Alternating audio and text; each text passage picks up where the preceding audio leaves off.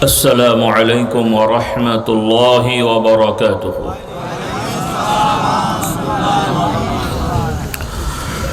إن الحمد لله نحمده ونستعينه ونستغفره ونؤمن به ونتوكل عليه ونعوذ بالله من شرور أنفسنا ومن سيئات أعمالنا. من يهده الله فلا مضل له ومن يضلله فلا هادي له. وأشهد أن لا إله إلا الله وحده لا شريك له. وأشهد أن محمدًا عبده ورسوله صلى الله عليه وعلى آله وأصحابه وبارك وسلم. أما بعد فأعوذ بالله من الشيطان الرجيم. بسم الله الرحمن الرحيم. ما كان محمد أبا أحد من رجالكم ولكن رسول الله وخاتم النبيين وكان الله بكل شيء عليما. يا أيها الذين آمنوا اذكروا الله ذكرا كثيرا وسبحوه بكرة وأصيلا. সকলে আসুন আমরা কয়েকবার তাসবিহ, তাহমিদ, তাকবীর ও দরুদ ও সালাম পড়ে নিই। আমার সাথে পড়ুন সুবহানাল্লাহ, আলহামদুলিল্লাহ, ওয়া লা ইলাহা ইল্লাল্লাহ, আল্লাহু আকবার, ওয়া লা হাওলা ওয়া লা কুওয়াতা إلا بالله العلي العظيم. سبحان الله وبحمده عدد خلقه ورضا نفسه وزنة عرشه ومداد كلماته. سبحان الله وبحمده عدد خلقه ورضا نفسه وزنة عرشي ومداد كلماتي. سبحان الله وبحمده عدد خلقه ورضا نفسي وزنة عرشي ومداد كلماتي. سبحان الله وبحمده عدد خلقه ورضا نفسه وزنة عرشي ومداد كلماته. لا إله إلا الله وحده لا شريك له. له الملك وله الحمد وهو على كل شيء قدير. اللهم صل على سيدنا ومولانا محمد النبي الأمي وآله وسلم. اللهم صل على محمد وعلى آل محمد كما صليت على إبراهيم وعلى آل إبراهيم إنك حميد مجيد. اللهم بارك على محمد وعلى آل محمد كما باركت على إبراهيم وعلى آل إبراهيم إنك حميد مجيد. صلى الله عليه وعلى آله وأصحابه وبارك وسلم. الحمد لله. আল্লাহ তাআলা আমাদের এই তাসবিহ, তাহলিল, দরুদ ও সালাম সহ পূর্বে যত আলোচনা হয়েছে আল্লাহ তাআলা এগুলোকে কবুল করে নিন। বলুন আল্লাহুম্মা আমিন। আমার ভাই বোনেরা, আমরা মুমিন মুসলিমের বৈশিষ্ট্য হবে আল্লাহ তাআলার পক্ষ থেকে, আল্লাহর নবী সাল্লাল্লাহু আলাইহি সাল্লামের পক্ষ থেকে যা কিছু বলা হয়েছে, আমাদের কাছে স্পষ্টভাবে নির্ভরযোগ্যভাবে প্রমাণিত হয়েছে এই বিষয়গুলো দৃঢ়তার সহিত বিশ্বাস করা, কোনো সন্দেহ না রাখা, তাহলেই হব আমরা প্রকৃত মুমিন মুসলিম। আর যদি এই ধরনের ব্যাপারে দ্বিধাদ্বন্দ্ব থাকে, সংশয় থাকে, আল্লাহ মাফ করুন, এই অবস্থায় মারা গেলে সে ঈমান হারা হয়ে মারা গেল, নাউযুবিল্লাহ। ঈমান ইসলাম কোনো বংশীয় বিষয় না। মানুষের সন্তান মানুষ হয়ে যায়। একটা রাষ্ট্রে জন্মগ্রহণ করলে এমনি এমনি নাগরিকত্ব পেয়ে যায়। মুসলমানের ঘরে জন্মালে স্বাভাবিক মুসলমান ধরা হয়, কিন্তু এই পরিচয় কবরে কাজে আসবে না যতক্ষণ না ওই ব্যক্তি নিজের ঈমান আকীদা ঠিক না করবে। ইসলামী রাষ্ট্রীয় আইনে মুসলমানের সন্তানকে সামাজিকভাবে মুসলিম ধরা হবে, তবে ইসলামী সমাজ রাষ্ট্র যদি হয় আর মুসলমানের সন্তান হয়ে যদি কুফরি শিরকি করে এবং প্রমাণিত হয়, সেটা আলাদা ব্যাপার, সেটার জন্য শাস্তির ব্যবস্থা আছে। যেমন প্রচলিত নিয়মে কেউ যদি গাঁজা, ইয়াবা, ফেন্সিডিল ওপেন বিক্রি করে বা বিক্রি করে ধরা পড়ে, শাস্তি আছে না নাই? কেন শাস্তি হয়? তারা বলছে তো আমরা তো ব্যবসা করছি, সে তো আর চুরি করছে না, ইয়াবা ট্যাবলেট কিনে নিয়ে এসে বিক্রি করছে, সে বলছে আমি ব্যবসা করি। আইনে কি বৈধ না অবৈধ? কারণ প্রচলিত আইনে এটা মাদক। তবে আবার কিছু ভালো দিক থাকলেও খারাপ দিক আছে। একদিকে এই সমস্ত জিনিস মানা করা হয়, আবার অন্যদিকে এর থেকেও জঘন্য জিনিস লাইসেন্স দেওয়া হয়। হ্যাঁ, আছে না নাই? আশা করি আপনাদের এলাকায় হয়তো সেভাবে নাই, তবে জেলা শহরগুলোতে মদের লাইসেন্স দেওয়া হয়, নাউযুবিল্লাহ।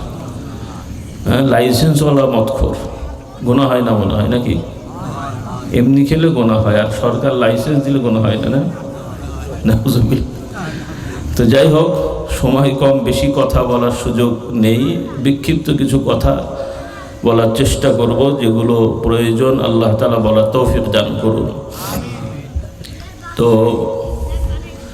প্রচলিত আইনে যেমন বিভিন্ন অপরাধের শাস্তি আছে, গ্রেফতারি পরোয়ানা জারি করার নিয়ম আছে, ওইভাবে একটি ইসলামী সমাজ, অর্থাৎ যে সমাজের সব আইন ইসলামী মোতাবেক পরিচালিত হয়, সেই সমাজে মুসলমানের সন্তান হয়ে যদি প্রকাশ্যে ধরা পড়ে যে সে কুফরি করে, শিরকি করে, তাহলে তাকে নোটিশ করা হয়, তাকে তলব করা হয় এবং আইনে সোপর্দ করে তাকে জিজ্ঞাসাবাদ করা হয়, বিভিন্ন পর্যায়ে সুযোগ দেওয়া হয়, এমনকি সর্বোচ্চ শাস্তি মৃত্যুদণ্ডেরও বিধান আছে।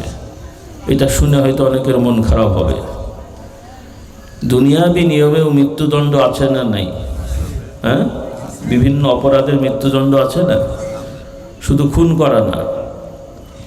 প্রচলিত নিয়মে বিশেষ করে সশস্ত্র বিভাগগুলোতে কেউ যদি বিদ্রোহ করে, সশস্ত্র বিভাগ মানে যেখানে এই সশস্ত্র বোঝেন তো, যেমন সেনাবাহিনী, নৌবাহিনী, পুলিশ ব্যাটালিয়ন ইত্যাদি ইত্যাদি, সেগুলোতে যদি কেউ বিদ্রোহ করে, মাত্র খুন খারাপই না, প্রচলিত তাদের সিস্টেম না মেনে যদি চেইন ভেঙে নিজস্ব কিছু করে বা বলার চেষ্টা করে, তাকেও কিন্তু বিদ্রোহী বলে। কি বলে?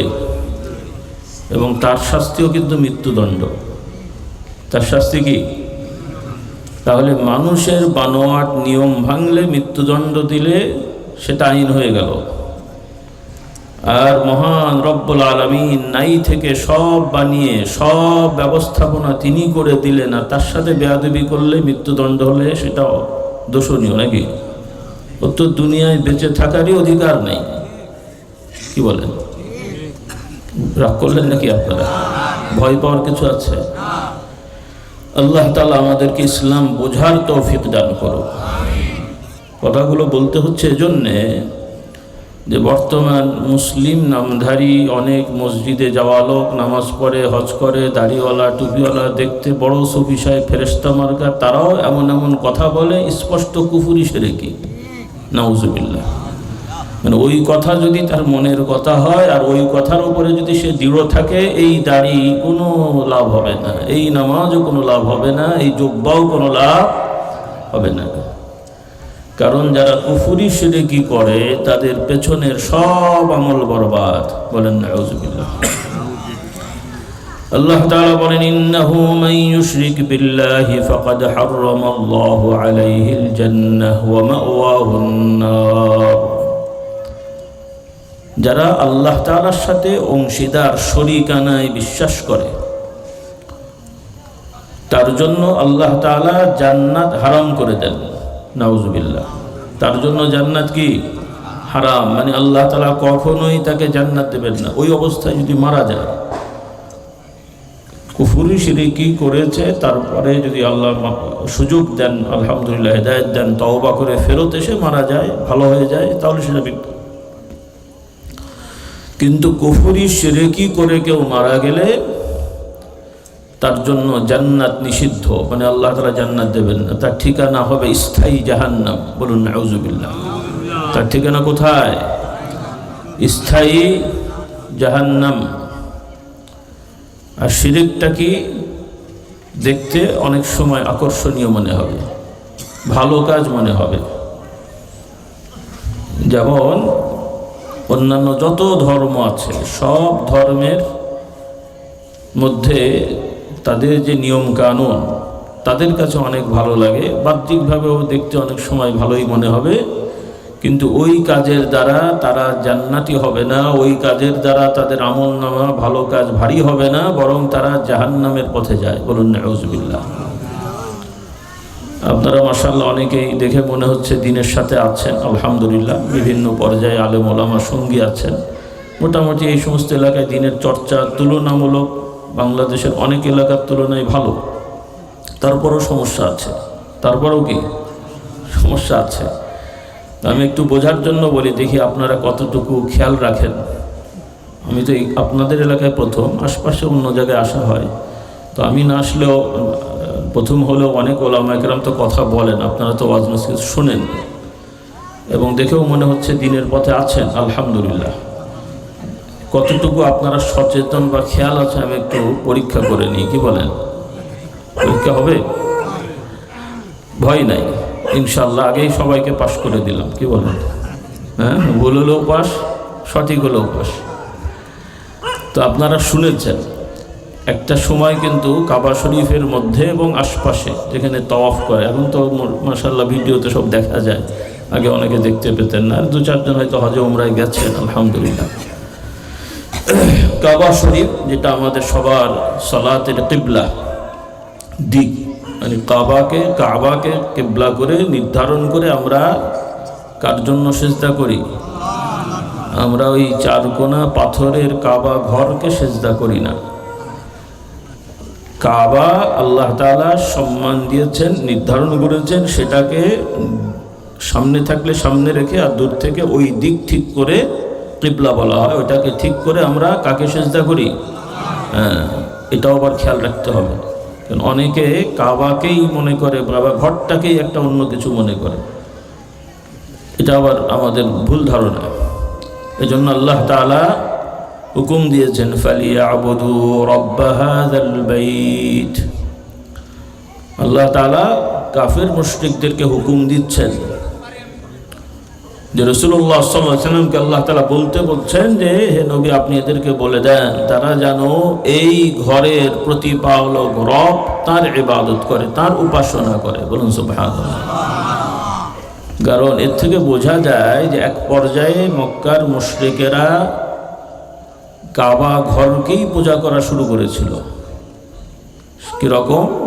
আপনারা তো শুনেছেন যে কাবা শরীফের ভেতরে এবং ওই চত্বরে মুশরিকেরা অনেক মূর্তি রেখেছিল না? কতগুলো? 360টা মূর্তি। তো এই যে মূর্তিগুলো রাখা হয়েছিল, মোটামুটি এগুলো পূর্ববর্তী জমানার মানুষদের মূর্তি, কল্পিত না। কারণ বর্তমান সনাতন ধর্ম সহ আরও অন্যান্য কিছু ধর্ম আছে যারা কিছু মূর্তি পুজো করে, এবং এমন এমন মূর্তি যেগুলো আদৌ কোনো মানে বাস্তব কোনো সৃষ্টির না, মানে কল্পিত একটা ধরনের মূর্তি আর কি, মানে 10-12টা হাত থাকা, তারপরে ভিন্ন রকমের। এরকম কি কোনো মানুষ আছে না কোনো পশু আছে? আছে কোনো? জীবনে কোনো দিন 10 হাতওয়ালা মানুষ দেখেছেন না গরু ছাগল দেখেছেন? তো অদ্ভুত কিছু কল্পিত মূর্তি বানিয়ে কিছু লোকেরা পুজো করে। তো কাবা শরীফের 360টা মূর্তি এই ধরনের কল্পিত মূর্তি না, এগুলো সব মানুষের মূর্তি। কিসের মূর্তি? মানুষের। এখন দেখি আপনাদের পরীক্ষা করা হোক যে এই যে 360টা মূর্তি কাবা শরীফে রাখা হয়েছিল, এই মূর্তিগুলো ভালো মানুষের ছিল না খারাপ মানুষের? হ্যাঁ, সবাই একমত না দ্বিমত আছে? দ্বিমত আছে দেখছি। আচ্ছা দেখি তাহলে ভালো মানুষের পক্ষে কারা কারা, দেখি তো। না আপনি বোঝেননি, হাত নামা, হাত নামা। আমি বলতে চাচ্ছি যে ওই মূর্তিগুলো ভালো মানুষের ছিল, এই বিশ্বাস কাদের? হ্যাঁ, হাত তোলেন যারা বিশ্বাস করেন। আলহামদুলিল্লাহ, ঠিক আছে। কেউ কেউ দ্বিধা হয়ে গেছে। 3 গ্রুপ আমি জানি, সব জায়গায় হয়। একদল বলে ভালো লোক, একদল বলে খারাপ লোক, আর কিছু বলে ভালো মন্দ কিছুই জানি না। 3 গ্রুপ আছে। যাই হোক, তো 3 গ্রুপ হয় সব জায়গায়, এটা আমি জানি, কম হোক বেশি হোক। তো এটা আপনাদের অনেকের ধারণাটা ঠিক না আর কি। মূর্তি বানানো খারাপ সেটা আমরা সবাই জানি, কিন্তু মুশরিকরা যে মূর্তিগুলো বানিয়েছিল, যাদের মূর্তি বানিয়েছিল, সেই মানুষগুলো পূর্বের ভালো মানুষ ছিলেন। কি মানুষ ছিলেন? ভালো মানুষ ছিলেন।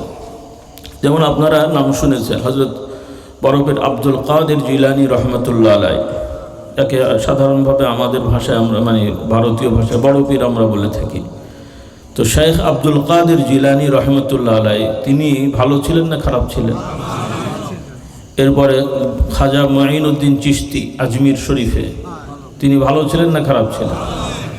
আচ্ছা, আপনারা হয়তো আশা করি মনে হয় কেউই যাননি ইরাকে, আমারও যাওয়া হয়নি। তবে আমি যেটা দেখেছি এবং জানি ভিডিওতে এবং তথ্য জানি যে কিছু কিছু মানুষ আব্দুল কাদের জিলানী রহমতুল্লাহ আলাইহির কবরে সিজদা করে। এখন বলেন তো, এই যারা কাজটা করে, এই কবরে সিজদা করা ভালো কাজ না খারাপ কাজ? তাহলে আব্দুল কাদের জিলানী রহমতুল্লাহ আলাইহি ভালো মানুষ ছিলেন, কিন্তু তাকে কেন্দ্র করে এখন কি কাজ হচ্ছে? খারাপ কাজ। এর জন্য কি উনি দোষী? দেখে আপনারা চিন্তা করছেন, তাহলে যারা করে তারা হয়তো বলবে যে এটা যদি খারাপ কাজই হতো হুজুর আমাদের কবর থেকে নিষেধ করতেন। কি বলে? কেউ কবর থেকে নিষেধ করতে পারে? তাহলে কবর থেকে যেমন নিষেধও করা যায় না, কবর থেকে ওয়াজও করা যায় না। কারণ কবরবাসীর জন্য দুনিয়াবি কোনো কাজের বিধান আল্লাহ তাআলা রাখেননি, এটা অনেকে ভুল করে। কবরবাসী আল্লাহওয়ালাদের সম্মান আছে, কিন্তু তারা দুনিয়াবি কোনো কাজে লিপ্ত হন না, দুনিয়াবি কোনো দায়িত্ব তাদের থাকে না, দুনিয়াবি কোনো ব্যাপারে তাদের দিকে মনোযোগী হওয়ার কোনো বিধান ইসলামে নেই। কিন্তু কিছু লোকের এটা বানিয়ে ফেলেছেন বিভিন্ন ব্যাখ্যা দিয়ে। আল্লাহ তাআলা তাদেরকে সঠিক বুঝদান করুন। আমাদের সাথে তাদের সম্পর্ক থাকবে, আমরা দিনদার পরেজগার আল্লাহওয়ালা বুজুর্গ পীর মাশায়েখ তাদের কবরে যে সালাম দেব, দোয়া করব, তাদের জন্য দোয়া করব, এগুলো ভালো কাজ, তারা উপকৃত হবেন। কিন্তু কবর থেকে কবরবাসী আমাদের কোনো উপকার করার অথবা ক্ষতি করার কোনো রকমেরই কার্যক্রমে তারা থাকেন না। আল্লাহ তাআলা তাদেরকে নিয়ামত দিয়ে দিয়েছেন, যারা সম্মানিত ইমানদার তাদেরকে আল্লাহ তাআলা নিয়ামতে রেখেছেন, বলুন সুবহানাল্লাহ। আর যারা দুষ্ট তাদেরকে শাস্তিতে রেখেছেন। এজন্য আমরা তো বিশ্বাস করি কবরে যেমন নিয়ামতও আছে, আর কি আছে? শাস্তিও আছে। নিয়ামতও আছে, জোরে বলেন কি আছে? শাস্তিও আছে। সবাই বিশ্বাস করেন তো? না কারো কারো আবার দ্বিধা হচ্ছে? না আপনাদের না হলেও কিছু লোক আছে এরকম। বর্তমান অনেক রকম সমস্যার মধ্যে কিছু সমস্যা হলো যে কিছু মুমিন মুসলমান নামধারী আছে, তারা যুক্তি দিয়ে বিভিন্ন কথা আছে, তার মধ্যে একটা হলো যে কবরে কোনো শাস্তি বা নিয়ামত কিছু নাই। আল্লাহ এদেরকে হেদায়েত দান করুন। কারণ তাদের অস্বীকার করলে এটা নাই হয়ে যাবে না, যেটা বাস্তব সেটা থাকবেই। ওই বিষয়ে আমি বেশি বলছি না। তো যাই হোক, তো খোলাসা কথা হলো,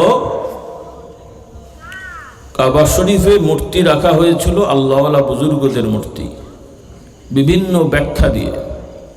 এই মূর্তি কিন্তু ছিল না, কারণ কাবা শরীফ পুনরায় নির্মাণ করেছিলেন ইব্রাহিম আলাইহিস সালাম তার সন্তান ইসমাইল আলাইহিস সালামকে সাথে নিয়ে। কাকে নিয়ে?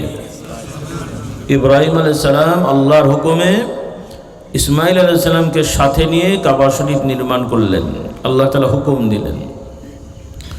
এবং আল্লাহ তাআলা বললেন, হে ইব্রাহিম, হে ইসমাইল, আপনারা আমার এই ঘরকে রুকুকারী, সিজদাকারী, ইবাদতকারীদের জন্য পবিত্র করে দেন। বলুন সুবহানাল্লাহ।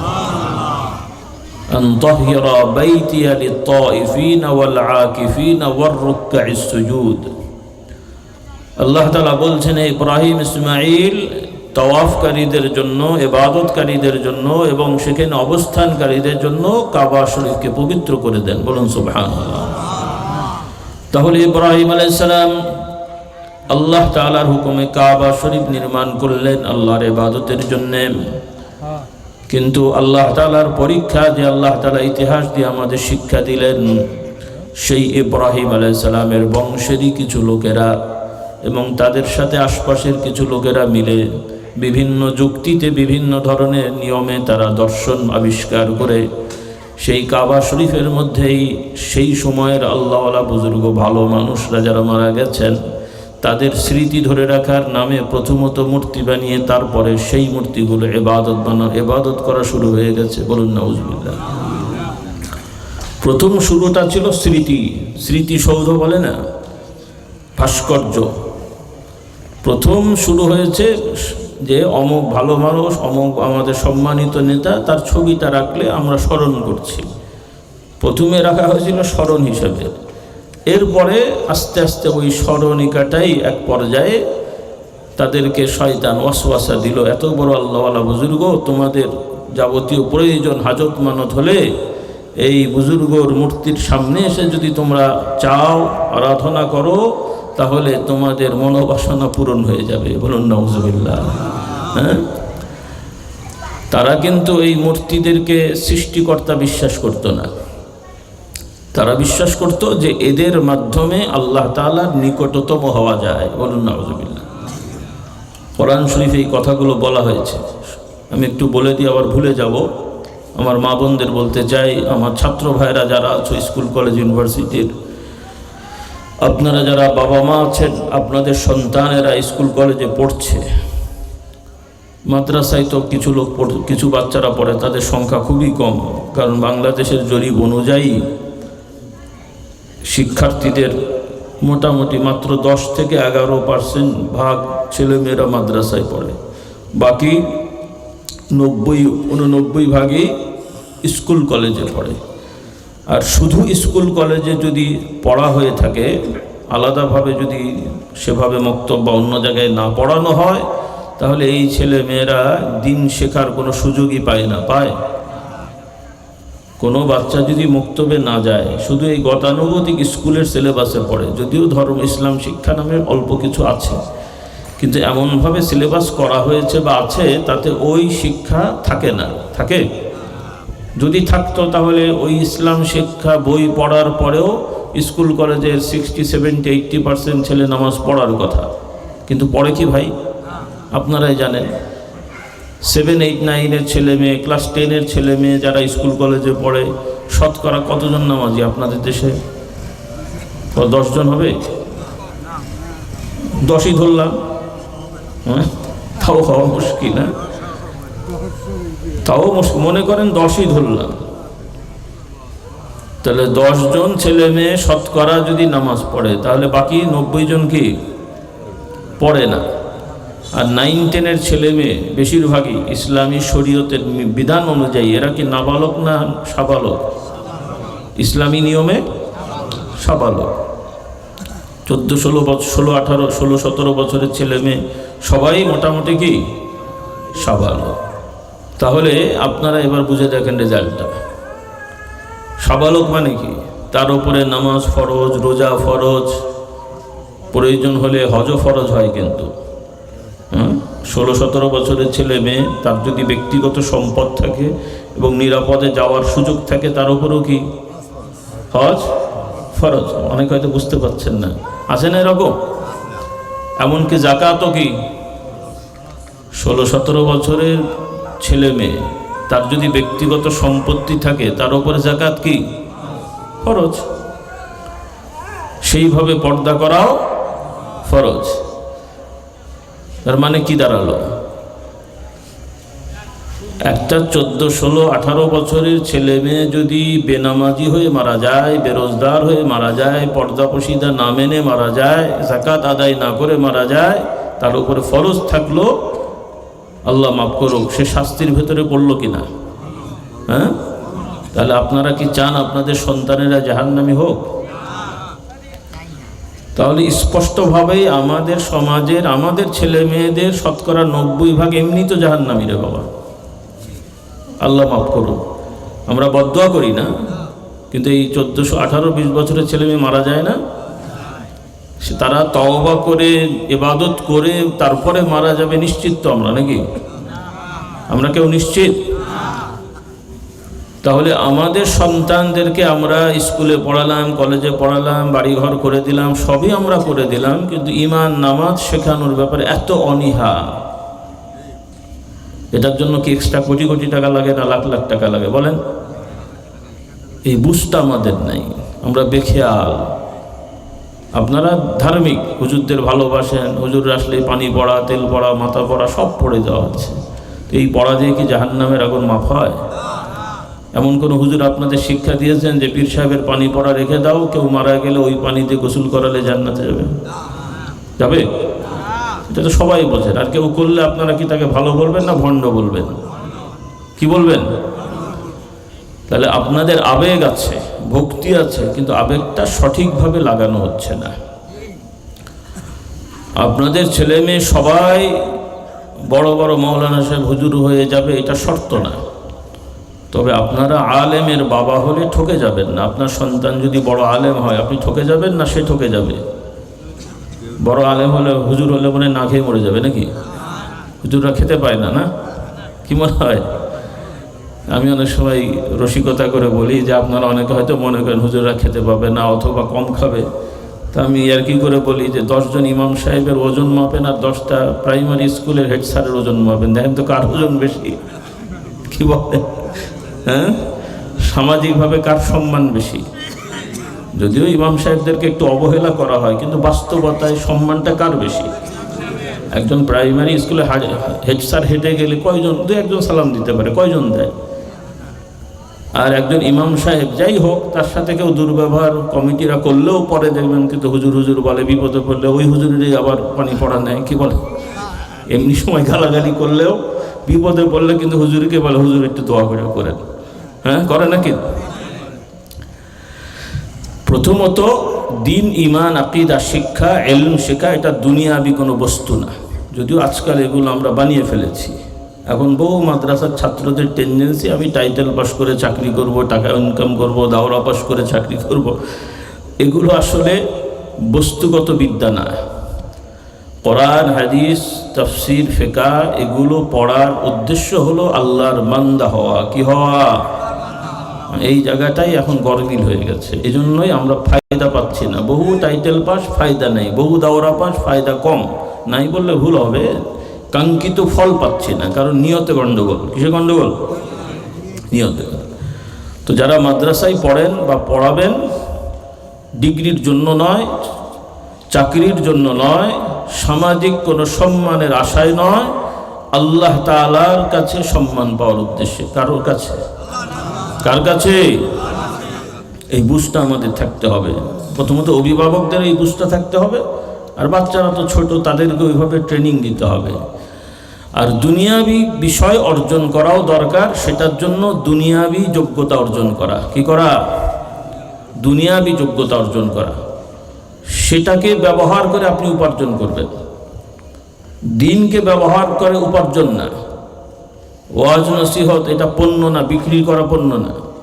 নামাজ পড়ানো এটা বিক্রি করা পণ্য না, কোরআন শেখানো, পড়া, খতম পড়া এগুলো বিক্রি করার পণ্য না, যে আমি খতম করব টাকা নেব, নওজুবিল্লাহ, ওয়াজ করব এত টাকা নেব, এগুলো পণ্য না। ওলামা একরাম নসিহত করেন, দূর দূরান্তে যান, মানুষ সহযোগিতা করেন, এটা বৈধ। কিন্তু আমরা বিশ্বাস করি কোরআন সুন্নাহর আলোকে এই ইবাদতকে প্রচলিত নিয়মের পণ্যের মতন টাকা পয়সার বিনিময়, এটা কিন্তু বৈধ নয়। কি নয়? এই যে ফুরফুরার নামটা আপনারা শোনেন, সরাসরি তো কম দেখেছেন। আমরা ফুরফুরার ধারার বংশীয়ভাবে আমি হচ্ছে চতুর্থ প্রজন্ম, অর্থাৎ ফুরফুরার যাকে দিয়ে এত পরিচিতি আমাদের আসছে তিনি হচ্ছেন আমার পরদাদা, আমার দাদার বাবা হযরত পীর আবু বকর সিদ্দিক রহমতুল্লাহ আলাইহি। তারও পূর্বের আমাদের বংশে যারা আছেন বিভিন্ন সময় পীর মাশায়েখ ছিলেন, আলেম ওলামা ছিলেন, তবে প্রচারটা তার থেকে বেশি হয়েছে। তো কথাটা বলছি এজন্যে, যেহেতু আপনাদের একটা ধারা আছে, এই যে ওয়াজ নসিহত করা হয় এই ব্যাপারে মুজাদ্দিদে জামান আবু বকর সিদ্দিক রহমতুল্লাহ আলাইহির স্পষ্ট সতর্কবাণী আছে। তিনি তার খলিফা মুরিদদেরকে সতর্ক করে গেছেন, তোমরা এই ওয়াজ নসিহত করবে আল্লাহ তাআলা সন্তুষ্টির জন্য, টাকা পয়সা রোজগারের জন্য নয়। বলুন সুবহানাল্লাহ। এটা তাদের বাইন্ডিংস দেওয়া আছে। তো এভাবে সবকে, তবে আপনারা আবার ভুল বুঝেন না, আপনারা আবার মসজিদের ইমাম সাহেব বা যারা তারাবি পড়ান বা যারা, তাদেরকে আবার বলেন না যে হুজুর ফ্রি ফ্রি পড়িয়ে দিতে হবে। তাদের নিয়ত আল্লাহ দেখছেন, কিন্তু তারাও মানুষ, তাদেরও প্রয়োজন আছে না নাই? নাকি একজন কোরআন শরীফের হাফেজ হয়ে গেলেও বেচারার তার খিদে লাগে না নাকি? আল্লাহর কালাম মুখস্থ, ওনার তার খিদে লাগার কথা না, না? যিনি মুফতি সাহেব হয়ে গেছেন তার তো আর বিয়ে শাদীর প্রয়োজন নাই নাকি? ফেরেশতা হয়ে যায় নাকি? হ্যাঁ, তাহলে একজন হাফেজ সাহেব তিনি খাবেন, আপনারা যদি সহযোগিতা না করেন ওনাকে কি আসমান থেকে খাবার নাজিল হবে নাকি? আবার উনি যদি দোকানদারি নিয়ে বসে যান তাহলে নিয়মিত ডিউটি করতে পারবেন? তাহলে উনি ওই যে সময়টা ব্যয় করেন আপনাদের জন্যে, ইমাম সাহেব, খতিব সাহেব বা মুয়াজ্জিন সাহেব, ওনার সময়কে আপনারা মূল্যায়ন করবেন যাতে তিনি সময়টা দিতে পারেন, না হলে তিনি দিতে পারবেন না। কারণ তারও হালাল রুজি করতে হবে, হয় দোকানদারি করতে হবে, না হলে আরেকটা কিছু করতে হবে, ব্যবসা করতে হবে। আর বর্তমান সমাজে অন্য কাজ করে দিনের কাজ করা এত সহজ না, করা যাবে তবে কম হবে। কি হবে? কম হবে। কারণ আপনারা তো বিভিন্ন পেশাজীবী আছেন, 10-11 ঘন্টা ডিউটি করেও অনেক সময় সংসার চালাতে পারেন, আছে না নাই? হ্যাঁ, 10-12 ঘন্টা দোকানদারি করেও অনেক সময় সংসারে টানাটানি হয়।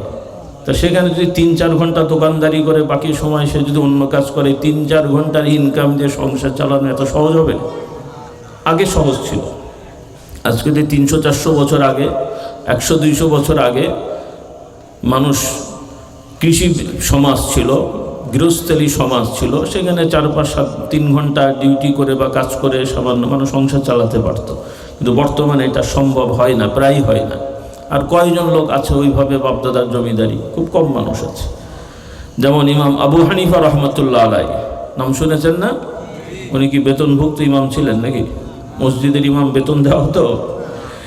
ইমাম আবু হানিফা রহমতুল্লাহ আলাইহি তিনি ইমাম মানে কি এই গতানুগতিক মসজিদের ইমাম না, তাকে ইমাম বলা হয়, অর্থাৎ মুসলিম সমাজের নেতৃত্ব দিয়েছেন। বলুন সুবহানাল্লাহ। আর তিনি নামাজ পড়াতেন, তবে চাকরির নামাজ না। তিনি তার প্রতিষ্ঠিত অথবা এলাকার বড় মসজিদে সরকার কর্তৃক তাকে নিয়োগ দেওয়া হয়েছে, অথবা তিনি সরকারি চাকরি করেননি, এজন্য আবার শাস্তি পেতে হয়েছে। কি বুঝলেন? সরকারি চাকরি করতে বলা হয়েছে, উনি করবেন না বলে সরকার খেপে গেছে। আর আমরা তো ঘুষ দিয়ে হলেও চাকরি নেওয়ার চেষ্টা করি। কি বলেন? হুজুর বলেন আর খেজুর বলেন, সবাই এক্সপার্ট। হ্যাঁ, আল্লাহ হেদায়েত দান করুক। ইমাম আবু হানিফা রহমতুল্লাহ আলাইহিকে সেই সময় তো ইসলামী রাষ্ট্র ছিল, বসরা, কুফা, ইরাক, বর্তমান ইরাক। তো ওনাকে প্রস্তাব দেওয়া হয়েছিল ওই সময়কার তখনকার গভর্নর যিনি ওখানে ছিলেন, যে তাকে ওই এলাকার প্রধান বিচারপতি হবেন, চিফ জাস্টিস শরিয়া আইনের কোর্টের। তিনি অস্বীকার করেছেন যে আমি এই পদে যাব না। উনি যে অস্বীকার করেছেন, তখন তো রাজতন্ত্র, ক্ষেপে যে ওনাকে গৃহবন্দী করে ফেলা হলো। প্রথমত ওনাকে নোটিশ করা হলো যে আপনি ফতোয়া দেবেন না, কথা শুনবেন না, যেহেতু সরকারের ফতোয়া দেবেন না, পর্যায়ক্রমে। যাই হোক, তো ইমাম আবু হানিফা রহমতুল্লাহ আলাই ব্যক্তিগতভাবে দিন শিখেছেন। তখন তো মসজিদ কেন্দ্রিক দিন শেখা হতো, এখনকার মতন তো আলাদা প্রতিষ্ঠান, মাদ্রাসা, ইউনিভার্সিটি এগুলো ছিল না। তখন মসজিদটাই ছিল স্বয়ংসম্পূর্ণ। মসজিদে নামাজ হতো, মসজিদে দিন শেখা হতো, ওখান থেকেই বড় বড় আলেম সৃষ্টি হয়েছে, বলি আলহামদুলিল্লাহ। আমাদের এখনও এইটা চেষ্টা করতে হবে। কথা আসলে এই জন্য বলে দিই, যারা মাশাআল্লাহ বিভিন্ন মাদ্রাসার প্রিন্সিপাল সাহেবরা আছেন, মুহাদ্দিসিনরা আছেন, উস্তাদরা আছেন, আপনারা মাদ্রাসায় পড়াবেন ঠিক আছে, আপনারা মাদ্রাসার পাশাপাশি মসজিদগুলোতে উন্মুক্ত দর্স, উন্মুক্ত হাদিস শেখা, কোরআন শেখার পরিবেশ তৈরি করেন। এটা একটু মাথায় রাখেন। এটা না হলে দিন থাকবে না, কিন্তু টাইটেল পাস থাকবে কিন্তু দিন থাকবে না, দাওরা পাস থাকবে কিন্তু দিন। শুনতে হয়তো খারাপ লাগছে, কারণ যে টাইটেল পাস লোকেরা, যে দাওরা পাস লোকেরা নামাজের ঠিক নেই, মিথ্যে কথা বলে, চগলখড়ি করে, তো তার দিন আছে রে ভাই? যার কথা কাজের মিল নাই, কথা বললে মিথ্যে কথা বলে। মিথ্যে কথা বললে কি হয় বলেন? শুধু কবিরা গুনাহ না, আরও বদ অভ্যাস, মানে আরও খারাপ জিনিস। কবিরা গুনাহ তো গুনাই, সেটাও তো বড়। তার থেকেও বড় হলো রাসূলুল্লাহ সাল্লাল্লাহু আলাইহি ওয়াসাল্লাম বলেন, মুনাফিকের স্বভাব হলো কথা বললে যারা মিথ্যা কথা বলে, ওয়াদা খেলাফ করে, আর বিভিন্নভাবে কথা বলে ঝগড়াঝাটি করে, এরা হলো কি? আর আমানতের খেয়ানত করে। দুটো বর্ণনা, দুইটা বর্ণনা, এই চারটা পয়েন্ট আসছে। কথা বললে মিথ্যা বলে, আমানতের খেয়ানত করে, আর কি বললাম? হ্যাঁ, ওয়াদা ভঙ্গ করে, আর কারোর সাথে তর্ক হলে মুখ খারাপ করে গালাগালি করে। তাহলে এগুলো হচ্ছে মুনাফিকি স্বভাব। আর রাসূলুল্লাহ সাল্লাল্লাহু আলাইহি ওয়াসাল্লাম এগুলো বলে তিনি বললেন যে এইগুলোর মধ্যে, যার মধ্যে যতটুকু থাকবে, একটা থাকলে তার মধ্যে একটা মুনাফিকি খাসলত, দুটো থাকলে দুটো, আর যার মধ্যে সবগুলো থাকবে, রাসূলুল্লাহ বলছেন এটা হলো খালেস, পিওর মুনাফিক। নাউজুবিল্লাহ বলেন, নাউজুবিল্লাহ পড়েন। আল্লাহ মাফ করুন, আল্লাহ আমাদের সবাইকে হেদায়েত দান করুন। সাধারণ মানুষের মধ্যে তো এরকম অনেক আছেই, বহু টাইটেল পাশের মধ্যে আছেন না নাই, দাওরা পাশের মধ্যে আছেন না নাই। তাহলে এগুলো কি হলো বলেন? অন্য রেওয়ায়েতে আছে রাসূলুল্লাহ সাল্লাল্লাহু আলাইহি ওয়াসাল্লাম বলছেন যে যার আমানতদারিতা নাই তার দিনদারি নাই। যার কি নাই? আমানতদারিতা নাই, তার দিন নাই। এই জন্যই কথাগুলো বলছি। অনেকে হয়তো শুনতে খারাপ লাগবে, কিন্তু আমরা না বললে ভাই কে বলবে বলেন? আমি নিজে ফেরেশতা দাবি করছি না, আমাদেরও ভুল হয়, তবে ভুলকে স্বীকার করতে হবে, ভুল থেকে তওবা করতে হবে। রাজি আছি ইনশাআল্লাহ? কারণ এখন মাদ্রাসা আরও দরকার, কিন্তু যা আছে এগুলো হক আদায় হচ্ছে না, যা আছে এগুলোরও হক আদায় হচ্ছে না। সেজন্য মাদ্রাসার আসাতেজা একরামদের অনুরোধ, আপনারা চেষ্টা করেন, মেহনত করেন, আল্লাহ তাআলা বরকত দেবেন। দীর্ঘ 15-16 বছর একটা জটিলতা ছিল, সবাই জানে কথাগুলো। তো আমরা আশাবাদী সেগুলো কাটিয়ে ওঠা যেন যায়। আমরা বারবার বলেছি, সবাইকে বলেছি, সব জায়গায়, যাতে আলিয়া মাদ্রাসাগুলো বিশেষভাবে এগুলো যাতে করে আবার দ্বীনি মেজাজে ফেরত আনা যায়, সেই মেহনত আপনাদের করতে হবে। আল্লাহ তাআলা তৌফিক দেন। আর মসজিদগুলোকে আবাদ করেন, মসজিদগুলোকে আবাদ করেন। শুধু বছরে কিছু মাহফিল হলো, এটা আমাদের জন্য যথেষ্ট না, এটা লাগবে। এটাকে ছোট করে দেখার সুযোগ নেই, কিন্তু এটা পরিপূর্ণ না। জুমার দিনে কিছু আলোচনা হয়, সেটাও যথেষ্টভাবে হচ্ছে না। তো আমার ভাই বোনদের বলতে চাই, আসুন আমরা নিজেরা মুমিন মুসলমান হয়েছি, নিজেদের ঈমান আকীদাকে আমরা ধরে রাখি, দুরুস্ত করি, বুঝে শুনে জেনে আমরা মুসলমান হই। কোরআনের সাথে সম্পর্কটা আমরা গড়ে দিই। বাস্তবতা হলো আমরা কোরআনের জন্য অনেক কথা বলি, মিছিল হয়, স্লোগান হয়, কোরআনের আলো ঘরে ঘরে জ্বালো, কোরআনের জন্য জীবন দেবো, এই সব কত কিছু কথা ভালো। কিন্তু বাস্তবতা হলো যারা এই কথাগুলো আমরা বলি, আমাদের সাথেও কোরআনের সম্পর্ক খুব কম। আপনারাই জরিপ করে দেখেন, ওলামা একরাম আছেন, বাস্তবতা কি? এখানে আপনারা তো ভালো মানুষ, আমি কাউকে চিনিও না, কাউকে আমি লজ্জা দিচ্ছি না। আপনাদের মতো এই ভালো মানুষেরা যারা নিয়মিত মসজিদে যান, 100 জনের মধ্যে কয়জন বলেন তো নিয়মিত তেলাওয়াত করেন? বেশি না কম? হ্যাঁ, সাধারণ আপনাদের আমি কি বলবো, আপনারা মন খারাপ করেন না, আমার খুব কষ্ট হয়, এই জন্য আমি কষ্ট কথাগুলো বলছি। আমরা তো প্রতিষ্ঠান চালাই, বিভিন্ন মাদ্রাসায় যাই, আমাদের বাপদাদাদের প্রতিষ্ঠিত মাদ্রাসা যাই, হুজুরদের সাথে দেখা সাক্ষাৎ হয়। তো এখন যারা মাদ্রাসার আসাতেজা একরাম, এমনকি ইমাম খতিবদেরও খুব অল্প সংখ্যক নিয়মিত ওজিফা তেলাওয়াত করেন, বাকি অধিকাংশই করেনই না। আমি ভুল বলছি? আপনারা বলেন, দেখুন খেয়াল করে, আপনারা খেয়াল করেন, গোপনে গোপনে জরিপ চালান যে কয়জন খতিব সাহেব আছেন নিয়মিত তেলাওয়াত করে মাসে মাসে খতম দেন কি 2 মাসে খতম দেন? হ্যাঁ, আল্লাহ হেদায়েত দান করো। ইমাম সাহেবের সুযোগ নেই, তাহলে রিক্সা চালকের সুযোগ হবে না। ইমাম সাহেবের কোরআন পড়ার সুযোগ নেই, তাহলে রিক্সা চালক সুযোগ পাবে না মুদিখানার দোকান সুযোগ পাবে? বলেন দেখি। আল্লাহ আমাদের হেদায়েত দান করুন। যারা ইমাম, মুয়াজ্জিন, খতিব, মাদ্রাসার হুজুর, ওনারা যদি বলেন সময় নেই, সুযোগ নেই, তাহলে সময়টা কি রিক্সা চালকের না মুদিখানার দোকানদারের নাকি নৌকা চালায় তার হবে? আল্লাহ আমাদের হেদায়েত দান করুন। এটা কি সহজ জিনিস মনে হলো আপনাদের? আল্লাহু আকবার। কারণ কোরআনের সাথে ইসলামের সম্পর্ক, কোরআন চর্চা যত দুর্বল হবে, মুসলমানের ইসলাম তত দুর্বল হবে। এখন তো তাই হয়েছে রে ভাই। আল্লাহ রসুলের সাল্লাল্লাহু আলাইহি ওয়াসাল্লামের সাহাবাদের ইসলাম কেমন ছিল? তাদের ইসলাম ছিল টাটকা, সতেজ। প্রথমত তারা আরবি ভাষাভাষী ছিলেন, নামাজে কোরআন তেলাওয়াত তারা বুঝতেন, ব্যক্তিগতভাবেও তেলাওয়াত করতেন এবং ওই তেলাওয়াত তারা বুঝতেন। আমরা তো তেলাওয়াত করলেও বুঝি না, খুব কম মানুষ বুঝি। যারা দাওরা পাস, টাইটেল পাস, তারাও সবাই সব বোঝে না, কিছু কিছু বোঝে। 12, 14, 16 বছর পড়ার পরও আমাদের এই দুরবস্থা, কারণ আমাদের কিছু টেকনিক্যাল প্রবলেম আছে, সেগুলো আমাদের শুধরানো দরকার। আল্লাহ আমাদের হেদায়েত দান করো। তা অত সমালোচনা নয়, আমি জাস্ট বোঝার জন্য বলছি। তো আমরা সব পেরে ফেলবো রাতারাতি সেটা আমি বলছি না, তবে চেষ্টা থাকা উচিত তো নাকি? তবে চেষ্টা থাকলে আল্লাহ তাআলা বরকত দেন, আর চেষ্টা থাকলে শুরু করলে সামাজিকভাবে যদি আমরা শেষ পর্যন্ত পৌঁছাতে নাও পারি, আল্লাহ তাআলা, আল্লাহর কাছে আমরা পৌঁছে যাই। বলুন সুবহানাল্লাহ। একটা লোক যদি বাড়ি থেকে হজের নিয়তে বের হয়ে যায়, সব ঠিক, হজে যাচ্ছে, আল্লাহ না করুক রাস্তায় সে মারা যায়, তার জন্য কি বদলা হজ লাগে? মসলা জানেন? দরকার হয় না। সে যদি বাড়ি থেকে বের হয়ে চলে যায়, তাহলে তার হজ হয়ে যায়। বলুন সুবহানাল্লাহ।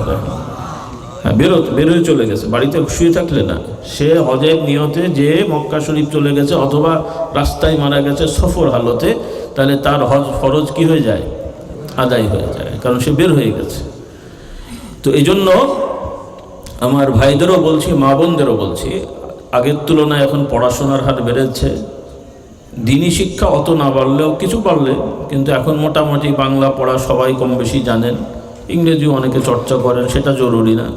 তো আমার ভাইদের বলি, মা বোনদের বলি, প্রথমত অনুরোধ থাকবে, আপনারা সবাই চেষ্টা করেন সহি শুদ্ধ করে কোরআন তেলাওয়াত শিখে ফেলা এবং অল্প হলেও তেলাওয়াত করা। বলি ইনশাআল্লাহ। অল্প হোক, প্রতিদিন 2-3 পাতা হোক, 1 পারা হলে তো খুব ভালো, আধা পারা হোক, কোয়ার্টার পারা হোক, অন্তত প্রতিদিন আমরা তেলাওয়াতের একটা অভ্যাস করি। মা বোনরাও করেন। আল্লাহ তাআলা সবাইকে তৌফিক দেন। বলুন আল্লাহুম্মা আমিন। এটা হলো প্রথম দফা। দ্বিতীয় দফা হলো, যারা আলহামদুলিল্লাহ আমরা একটু বাংলা পড়তে শিখেছি, বুঝি, আমরা প্রত্যেকেই কোরআন শরীফের তাফসির কিনে নেব। বলি ইনশাআল্লাহ। এখন কোরআন শরীফের তাফসির কেনা খুব কঠিন কাজ নয়, কারণ এই কোরআন শরীফের তাফসির কেনার মতন টাকা পয়সা নাই, এরকম লোক খুব কম। আর যদিও 2-1 কেনার টাকা না থাকে, আপনারা সহযোগিতা করবেন। বলি ইনশাআল্লাহ। প্রত্যেক ব্যক্তির জন্য, ঘরের জন্য না, প্রত্যেক ব্যক্তি নিজের জন্য। আপনারা কি 1 জামা 3 জনে পড়েন? 1 টুপি 4 জনে পড়েন? তো ওইভাবে প্রত্যেক ব্যক্তি নিজের জন্য, আপনার পরিবারে আপনার একটা, আপনার স্ত্রীর একটা, আপনার বউ, মানে আপনার ঘরের প্রত্যেক সদস্যদের ব্যক্তিগতভাবে একটা করে কোরআন শরীফের তাফসীর রাখার চেষ্টা করেন। বলুন ইনশাআল্লাহ। খুব বাড়িয়ে বললাম, খুব কষ্টের কাজ। কারণ হ্যাঁ, যদি আপনি নিরিবিলি থাকেন, স্বামী স্ত্রী একই জায়গায় আছেন নিয়মিত, সেখানে একটা তো যথেষ্ট। তার মানে হলো, মূল কথা হলো আমরা কোরআনের সাথে সম্পর্কটা গড়ি, শুধু তেলাওয়াতের খতম না। আমাদের রেওয়াজ হয়ে গেছে, কেউ মরে গেলে হুজুরদের নিয়ে এসে খতম করিয়ে দিই, মশলা পড়ে যায়। প্রথমত এটা ইসলামের নিয়মের মধ্যে পড়ে না, মানে এটা জরুরি কিছু না, না করলেও কোনো সমস্যা নেই, করলে যে কতটুকু উপকার আল্লাহ পাক ভালো জানেন। যুক্তি দিয়ে বলা হয় উপকার, কিন্তু তার থেকে নির্ভরযোগ্য যেটা, সেটা হলো দান সৎকা করা। কি করা? বাবা মারা গেছেন, যে কেউ মারা গেছেন, তার হয়ে দান সৎকা করা, ওমরা করা, এগুলো নির্ভরযোগ্য, মানে এগুলো সওয়াব পাবে, এতে কোনো সন্দেহ নেই। আর অন্যান্য আমল আশা করা যায় পাবেন, কিন্তু না করলেও কোনো সমস্যা নেই। ব্যক্তিগতভাবে তেলাওয়াত করলে আপনি সওয়াব পাবেন, কিন্তু কোরআন শরীফ বুঝে পড়ার চেষ্টা করা, এটা খুব দরকারি কাজ একটা, যেটা আমাদের সমাজে খুবই অবহেলিত। দরবারগুলোতেও অবহেলিত এবং বিভিন্ন প্রতিষ্ঠানেও অবহেলিত। এই জন্য বহু সুফি সাহেব দেখবেন দীর্ঘদিন দরবারে যায়, ওজিফা করে, সূরা কেরাত শুদ্ধ নাই। এরকম আছে না নাই? 4 তরিকার সবক আদায় করছে, কোরআন ফাতিহায় শুদ্ধ হয়নি। তাহলে কি তরিকা? ওইটা করেন, আমি মানা করি না, কিন্তু তরিকার আমল আগে না সূরা ফাতিহা শুদ্ধ করা আগে? কোনটা জরুরি? লতিফা মুখস্থ আছে, 6 লতিফা 10 লতিফা মুখস্থ আছে, কিন্তু সূরা ফাতিহা অশুদ্ধ। 3, 4, 5টা সূরা অশুদ্ধ। এত বড় দাড়ি, পাগড়ি পরে, মেসওয়াক করে, ইমামতিতে দিলে বিপদে পড়ে যাবেন। জোহর আসর সমস্যা নাই, কি বলেন? মাগরিব, হ্যাঁ, মাগরিব ফজর ইশা নিয়ে ঝামেলা হয়ে যায়। এটা কেন? আমি কাউ কটাক্ষ করছি না, এটা আমাদের ভুল। আমরা বোঝাতে পারিনি যে কোনটার গুরুত্ব কতটুকু। জিকির আজকার তো লাগবেই, না লাগবে না? আবার একদল আছে, তাদের আবার এগুলো নাকি লাগে না। আল্লাহ হেদায়েত দান করো। কিন্তু কোনটার গুরুত্ব কতটুকু সেটা আগে বুঝতে হবে, সেটা আগে বুঝতে হবে। কোরআন শরীফ সহি করে শেখা এটা জরুরি। বিশেষ করে আলহামদু সূরা সহ কিছু সূরা পুরুষ নারী সবার জন্যই এটা জরুরি। আর সহি শুদ্ধ করা খুব কঠিন কাজ না, হয়তো সুরসার দিয়ে সুন্দর করে পড়া একটু কঠিন হতে পারে, কিন্তু বিশুদ্ধভাবে উচ্চারণ করে পড়া এটা অসম্ভব কিছু না, এবং এটা কঠিনও কিছু না। এটা জাস্ট প্র্যাকটিসের ব্যাপার। কিন্তু আমরা অবহেলা করি বলে এটা হয় না। চেষ্টা করলে দেখবেন হয়ে গেছে। আল্লাহ তাআলা আমাদেরকে তৌফিক দান করুন। আর বোঝার জন্য এই জন্য বললাম যে এটার দ্বারা আমাদের ইসলামটা তাজা থাকবে। এই যে আমরা ভুল ভ্রান্তি কথা বলি, আমাদের সমাজের বড় বড় শিক্ষিত লোকেরা উল্টোপাল্টা কথা বলে, কারণ তারা অনেক পড়াশোনা করেছে, কিন্তু কোরআন পড়ারও সময় হয়নি, তাদের শোনারও সময় হচ্ছে না। যার কারণে ইসলাম কি সে জানেই না, ইসলাম কি সে জানেই না। সব ধর্মকে সঠিক বলে বসে আছে, বলুন নাউজুবিল্লাহ। তো সব ধর্ম সঠিক যদি কেউ বিশ্বাস করে, ঈমান থাকবে বাবা? অন্য ধর্মের লোকেদের সাথে দুর্ব্যবহার করার কথা আল্লাহ বলেননি, কিন্তু ইসলাম বাদে অন্য দিন ধর্মকে সঠিক মনে করলে, বিশ্বাস করলে, সেটা আল্লাহর দ্বীনের সাথে সাংঘর্ষিক হয়ে যায়। কারণ আল্লাহ তাআলার পক্ষ থেকে নির্ধারিত দিন তো একটাই। কটা? নাকি এক এক ধর্মের এক এক ধরনের জান্নাত? ইহুদিরা এক রকম জান্নাতে যাবে, খ্রিস্টানরা আর এক রকম যাবে, আপনারা আর এক রকমের জান্নাতে যাবে নাকি? সবার স্বর্গ আছে নাকি? জান্নাত কাদের জন্যে? একটু ভয় লাগছে মনে হয় বলতে নাকি? হ্যাঁ,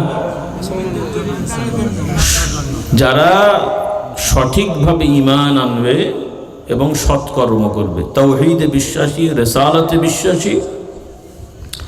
আবার শুধু মুসলমান দাবি করলেও হবে না, এখানেও আবার বোঝার ব্যাপার আছে। কারণ শয়তান তো বসে নেই। বর্তমান সমাজে কিছু গোষ্ঠী আছে যারা মুসলিম দাবি করে, কিন্তু তাদের ঈমান রাসূলুল্লাহ সাল্লাল্লাহু আলাইহি ওয়াসাল্লামের শেখানো ঈমান নয়, সাহাবাদের মতন ঈমান নয়। তারাও দাড়ি টুপি জোব্বাওয়ালা, মসজিদে গমনকারী, মুসলিম দাবিদার হলেও কোরআন সুন্নাহর আলোকে এরাও মুসলমান না। এরাও কি না? বলবেন কেমন কথা হলো? আচ্ছা, সোজা বাংলা বলেন তো, যারা হযরত আবু বকর, ওমর, ওসমানকে কাফের মনে করে, সে কি মুসলমান? দাড়ি থাকলে মনে হয় মুসলমান, নামাজ পড়লে মনে হয় মুসলমান। যে লোক বলছে আবু বকর, ওমর কাফের, অথচ সে মাথায় পাগড়ি আছে, এত বড় দাঁড়িয়ে সুন্দর তেলাওয়াত করে নামাজ পড়ছে, বাহ্যিকভাবে তো মনে করবেন বুজুর্গ, কিন্তু তার আকীদা যদি বিশ্বাস হয় আবু বকর ওমর ওসমান কাফের, তাহলে ওই লোককে আমরা মুসলমান বলবো? যে লোক হযরত আয়েশা রাদিয়াল্লাহু তাআলা আনহা উম্মুল মুমিনিনকে গালাগালি করে, চরিত্র নিয়ে কথা বলে, এত বড় দাড়িওয়ালা, মুসলমান বলবেন? হ্যাঁ, ফাসিক, কাফের, নাউজুবিল্লাহ বলেন। এই তো আকীদায় ভুল করে ফেললেন।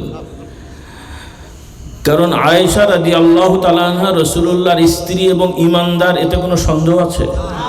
তাহলে নিঃসন্দেহ একজন ঈমানদারকে যে কাফের বলবে সে কি মুসলমান হয়?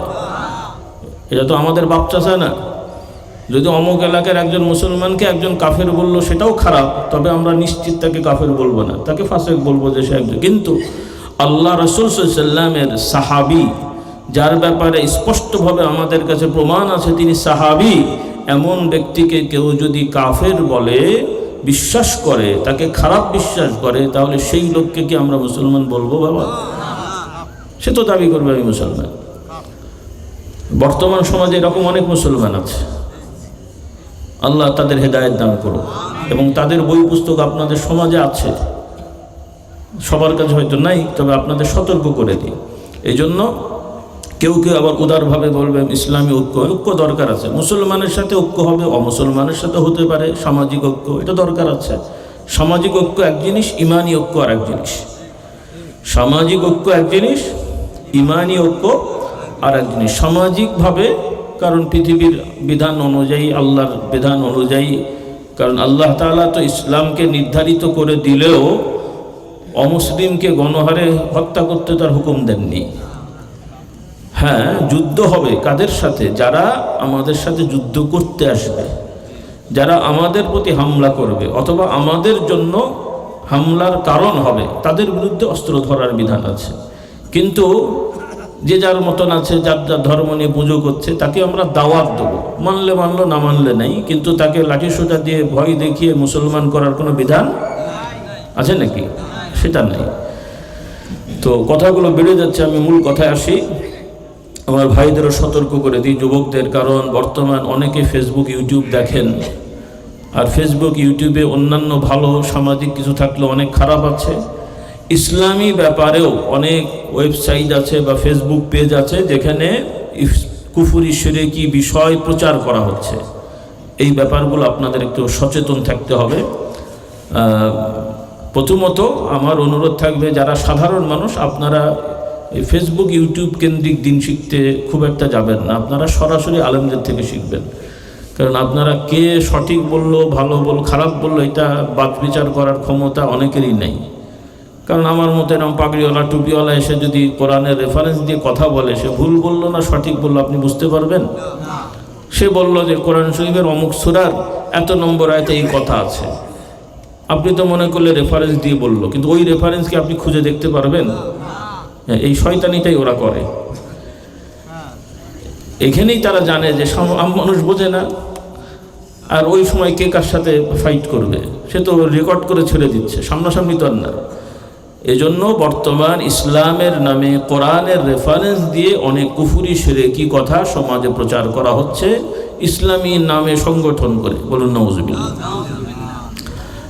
এই জন্য আপনাদেরকে অনুরোধ করব, দিন শিখবেন সরাসরি আলেমদের কাছ থেকে। কাদের কাছ থেকে? আপনার এলাকার যারা সত্যবাদী ভালো আলেম, যাদের দেখলে আপনার নির্ভরযোগ্য, এদের কাছ থেকে মসলা নেবেন, ফতোয়া নেবেন, তাদের সাথে ওঠা বসা করবেন, তাহলে আপনি নিরাপদ থাকবেন। আর মুখরোচক কথা ইউটিউব থেকে কোন হুজুর থেকে বললো আপনি চেনেনও না জানেনও না, কারণ নকলদারি লাগালেও তো বোঝা যায় না, যায় কি বুঝলেন? আছে না নাই? ইউটিউব কেন, বর্তমান কত রকমের ফিতনা, একটু বোঝার জন্য বলি। আমি কদিন আগে ভিডিওতে দেখলাম কোনো এক বক্তা সাহেব, তাকে অনেকে চেনে, দাওয়াত দেওয়া হয়েছে এক ওয়াজ মাহফিলে, তো ঘটনাক্রমে সে বেচারা যায়নি। যাই হোক, আর একজন প্রক্সি হয়ে গেছে। তো প্রক্সি মানে তার পক্ষে হতে পারে, তো তার পক্ষে গেছে, অমুক হুজুর আসতে পারেনি, অমুক আসছেন, ঠিক আছে, কিন্তু ব্যাপারটা তাও না। যে গেছে সেই লোক ওই লোকের নাম নিয়েই গেছে যে এই লোক সেই লোক, কি বুঝলেন? মিথ্যা আর কি, ধোকা। আচ্ছা, গেল সেও কিন্তু ভালো আলেম এমনও না, সেও আবার ক্লিন শেভ, দাড়ি নাই, কিন্তু বক্তা হিসেবে যেহেতু গেছে, দাড়ি ছাড়া কে পাবলিক বক্তা মানে নাকি, এই জন্য নকল দাড়ি লাগিয়ে গেছে। কি বুঝলেন? কি দাড়ি? সাহস দেখেন কত বড়! ওপেনলি খোলা ওয়াজ মাহফিলে সে নকল দাড়ি লাগিয়ে, রুমাল, শীতকাল তো রুমাল টুমাল লাগিয়ে নকল দাড়ি দিয়ে পেঁচিয়ে গেছে, দিয়ে উনি দিব্যি ওয়াজ করছেন। তো ওই মাহফিলের যিনি সভাপতি, ও বেচারা সন্দেহ হয়েছে যে এই লোক তো মনে হয় সেই লোক না আর কি। সে ওর মধ্যেই তাকে ধরে বসছে, আপনি কি সেই লোক? তখন ভেপাচাকা খেয়ে গেছে। তো রাগের মাথায় সভাপতি দিয়েছে এক চর, অল্প বয়সের হুজুর তো, রাগের মাথায় দিয়েছে, চরের ঠেলায় দাড়ি ছুটে চলে গেছে। কি বুঝলেন? আল্লাহ হেদায়েত দান করুন। কি চলছে দেখেন, মানে ধোঁকা খুন পর্যায়ে। ইউটিউব ফেসবুক তো আছেই, কত বড় স্পর্ধা! ওপেনলি এসে সে যে আলেমও না বক্তাও না, সেজে এসে সে কথাগুলো বলছে। এই জন্য ফেসবুক, ইউটিউবে কিছু ভালো পেজ তো আছেই, আপনি শনাক্ত করতে পারলে যে হ্যাঁ এটা অমুক আলেমের পেজ, উনি বলছেন, সেটা ঠিক আছে। কিন্তু অধিকাংশ পেজের যারা মানে যারা এটা কি বলে প্রতিষ্ঠাতা অথবা এগুলো যারা সত্ত্বাধিকারী, এদেরকে চেনা যায় না, তাদের পরিচয় জানা যায় না, কোথা থেকে কি। এরা এই সুযোগে কিছু ভালো কথার সাথে মানে কিছু ভালো কথা বলে, ইসলামের কথা বলে তারা এই বিভিন্ন রকম বিভ্রান্তি ছড়াচ্ছে। তার মধ্যে একটা হলো, অনেকগুলো বিভ্রান্তির মধ্যে একটা হলো, কিছু লোকেরা দাওয়াত দিচ্ছে, ভাইয়েরা আমরা আসুন, মানে তাদের আরো সুন্দর কথা আছে। খোলাসা কথা হলো তারা কোরআনের দাওয়াত দেয়। কিসের দাওয়াত? কোরআনের দাওয়াত। এই যে কথাটা আমি বললাম, কোরআনের দাওয়াত দেয়, ভালো না খারাপ? কিন্তু কোরআনের দাওয়াতের নামে তারা যেটা দেয় যে আসুন আমরা কোরআন পড়ি, কোরআন শিখি, কোরআন দ্বারা জীবন গড়ি, তবে তাদের বক্তব্য হলো হাদিস মানার কোনো দরকার নেই। এখন বলেন ভালো হলো না খারাপ হলো? হ্যাঁ, এখন বোঝেন? হেডলাইন কোরআন, তো আম মানুষ তো কোরআনের ভক্ত, হুজুর কোরআনের কথা বলছে, কিন্তু কৌশল করে তারা বলছে হাদিস। আচ্ছা, কোরআনের কথা বলে হাদিস বাদ দিয়ে ইসলাম হয় না মুসলমান হওয়া যায়? হওয়া যায়। এই হলো ইসলাম তাদের। আবার কিছু লোক আছে হাদিস সরাসরি অস্বীকার করবে না, বলছে না হাদিস লাগবে না, কিন্তু এমনভাবে হাদিসের কথা বলে ওই হাদিস মানা না মানার তফাৎ মানে পার্থক্য নেই। তারা বলছে আমরা হাদিস মানব, তবে কি এটা আবার সবাই বুঝবেন না, শিক্ষিত ভাইয়েরা একটু খেয়াল করেন। তাদের বক্তব্য হলো যে হাদিসগুলো আমাদের বিবেক বুদ্ধি যুক্তির সাথে সামঞ্জস্যপূর্ণ, ওগুলো মানা যাবে, আর যেগুলো গতানুগতিক যুক্তির সাথে মিলছে না সেগুলো মানা যাবে না। বলেন নাউজুবিল্লাহ। এটাও আরেক ধরনের হাদিসকে অস্বীকার করা হলো। তো এই জন্য আমার ভাই বোনদের বলছে, আপনারা তো আর অত কিছু বুঝবেন না অন্তত, কারণ এই কথাগুলো বুঝতে হবে এই জন্যে, কারণ বর্তমান কলেজ ইউনিভার্সিটির ছাত্রদের মধ্যে একটা অংশ কিন্তু এদের খপ্পরে পড়ে গেছে। তারা এখন বলছে আমরা কোরআনপন্থী, হুজুররা বাড়াবাড়ি করে, এত হাদিস দিয়ে কী হবে, নাউজুবিল্লাহ। এগুলো পয়জন অলরেডি ঢুকে পড়েছে। আপনাদের এলাকায় এসছে কিনা আমার জানা নেই, তবে সতর্ক করে দিই আপনারা আগে থেকেই বাচ্চাদেরকে কোরআন হাদিস কেন্দ্রিক করে ফেলবেন, তা না হলে কিন্তু তারা বিপদে পড়ে যাবে। কারণ বর্তমান এদের দাওয়াতগুলো কিন্তু গ্রামগঞ্জে সাধারণ মানুষের মধ্যে বেশি হয় না। এরা এই যারা স্কুল কলেজে পড়ে আগে থেকে দিন শেখেনি, টার্গেট নিয়ে এদেরকে তারা ধরে, কারণ এদেরকে পথভ্রষ্ট করা সহজ হয় যুক্তি দিয়ে। তো খোলাসা কথা হলো, আমি আবার মূল কথায় যাই। আসুন আমরা ভাই বোনদের সবাইকে বলছি, আমরা কোরআন নিয়ে চর্চা করি। রাসূলুল্লাহ সাল্লাল্লাহু আলাইহি সাল্লাম বলেন, মান ক্বারাআল কুরআন ফাস্তাযহারাহু ওয়া আহাল্লা হালালাহু ওয়া হাররামা হারামাহু আদখালাহু আল্লাহুল জান্নাহ। রাসূলুল্লাহ সাল্লাল্লাহু আলাইহি সাল্লাম বলেন, যারা কোরআন পড়ে, কোরআনের শিক্ষাকে সমাজে প্রচার প্রসার করে, কোরআনের হালালকে হালাল সাব্যস্ত করে, হারামকে হারাম সাব্যস্ত করে, আল্লাহ তাআলা তাদেরকে জান্নাত দান করবেন। কি দান করবেন? কি করলে? কোরআনের হালালকে হালাল সাব্যস্ত করতে হবে, হারামকে হারাম সাব্যস্ত করতে হবে। তো আগে তো জানবেন, তারপরেই তো করবেন। না জানলে আপনি করবেন কি করে? আমাদের সমাজে বহু অশান্তির বড় কারণ হলো আমরা অনেক মুসলমান নামাজি হয়েও, রোজাদার হয়েও পারিবারিক সামাজিক অনেক হারাম কাজে আমরা লিপ্ত। আছে না নাই? বাড়ি দিয়ে শুরু করেন। বহু স্বামী আছেন স্ত্রীর অধিকার ঠিক মতো দেন না, বহু স্ত্রী আছেন স্বামীর অধিকার ঠিক মতো আদায় করেন না। অনেক স্বামী আছেন স্ত্রীদেরকে গালাগালি করে, মুখ খারাপ করে গালাগালি করে, এমনকি মারধরও করে। আপনাদের দেশে নাই মনে হয়। অনেক স্ত্রী আছে স্বামীর সাথে বেয়াদবি করে, আপনাদের দেশে নাই মনে হয়। স্বামী স্ত্রী অভিমান থাকতে পারে, অভিমান এক জিনিস, বেয়াদবি আর এক জিনিস। অভিমান এক জিনিস, বেয়াদবি আর এক জিনিস, আছে না নাই? তাহলে স্ত্রীকে মারধর করা, গালাগালি করা, একজন যদি কোরআন শেখে, ইসলাম শেখে, সাধারণত কোনো ভালো মানুষ, আলেম মানুষ এগুলো করবে না।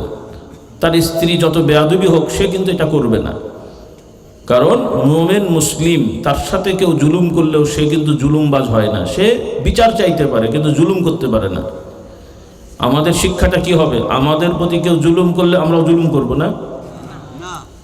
তাহলে জুলুমের শিকার হয়ে থাকবো না? বোঝেননি কথা? আমাদের প্রতি যদি কেউ জুলুম করে, আমরা বিচার চাইব, জুলুমের প্রতিকার চাইব, কিন্তু আমরা জুলুম করতে পারবো না বা জুলুম করব না। তাহলে কারণ হলো, আমিও যদি জুলুম করি তাহলে আর আমি ভালো হলাম কোথায়? আমি বললাম ওই লোক জুলুম করে, খারাপ না ভালো? যে জুলুম করে সে কি? তাহলে আমিও জুলুম করলাম, তো আমি কি হলাম?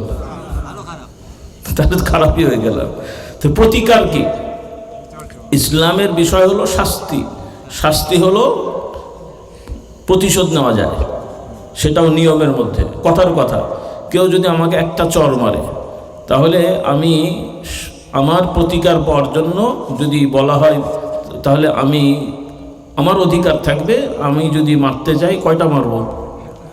সে আমাকে একটা চর মেরেছে, আমি কয়টা মারব? যদি অনুমতি পাই কয়টা? বিচারকের কাছে গেলাম যে স্যার উনি আমাকে একটা চর মেরেছে, আচ্ছা ঠিক আছে আপনি একটা চর মেরে দেন। ঠিক উনি যতটুকু মেরেছে ততটুকু, কিন্তু উনি যদি 1 কেজি চর মারে, আপনি 2 কেজি চর মারতে পারবেন না। কি বুঝলেন? হ্যাঁ, কম মারতে হবে না। এটাও হাসার জন্য বলছেন, এটাও কিন্তু বিধান। কেউ যদি আপনার বাড়ির একটা গরু চুরি করে নিয়ে যায়, তা আপনি কি ওর বাড়ির 2টা গরু চুরি করে নিয়ে আসবেন না? বড়জোর আপনার গরুটা আপনি নিয়ে আসতে পারেন, অথবা আপনার গরুর দামটা আপনি নিতে পারেন, কিন্তু তার থেকে বেশি তো আপনি চাইতে পারেন না। হ্যাঁ, তো এই জন্য আমাদের সমাজের অশান্তি, স্বামীরা স্ত্রীর অধিকার আদায় করছে না। কারণ কোরআন যদি আপনি শেখেন, চর্চা করেন, এই স্বামী স্ত্রীর যে আয়াতগুলো কোরআনে আছে, হাদিসে ব্যাখ্যা আছে, তখন ওই শিক্ষাটা আপনার মধ্যে থাকবে, মানবেন, তাহলে আপনার পরিবারের শান্তি হবে। বলুন সুবহানাল্লাহ। কোরআনে নামাজের হুকুম মানছেন, আলহামদুলিল্লাহ। স্বামী স্ত্রীর হুকুম কি? আল্লাহ তাআলা কোরআনে বললেন ওয়াশিরুহুন্না বিল মা'রুফ। আল্লাহ রাব্বুল আলামিন প্রত্যেকটা পুরুষ স্বামী যারা আছেন তাদেরকে হুকুম দিয়ে বললেন, তোমরা তোমাদের স্ত্রীদের সাথে ভালো আচরণ করো। কি আচরণ? ভালো আচরণ করো। এবং স্ত্রীদের জন্য বিধান করে দেওয়া হয়েছে। আল্লাহর নবী বলেন, প্রত্যেক স্ত্রীকে বলেন তার স্বামীকে যেন সম্মান করে। কি করে? হাদিস শরীফে আছে, রাসূলুল্লাহ সাল্লাল্লাহু আলাইহি ওয়াসাল্লাম বলেন, তোমাদের মধ্যে সর্বোত্তম ভালো মানুষ হলো তারাই যারা তাদের স্ত্রীদের কাছে ভালো। আর আল্লাহর নবী সাল্লাল্লাহু আলাইহি ওয়াসাল্লাম মহিলাদের ব্যাপারে বললেন, যারা স্ত্রী, এই রকম কোনো মহিলা যদি মারা যায়, তার স্বামী যদি তার উপরে সন্তুষ্ট থাকে, কোনো মহিলা যদি মারা যায় আর তার স্বামী যদি সন্তুষ্ট থাকে, আল্লাহ তাআলা তাকে জান্নাত দান করবেন। কি বুঝলেন?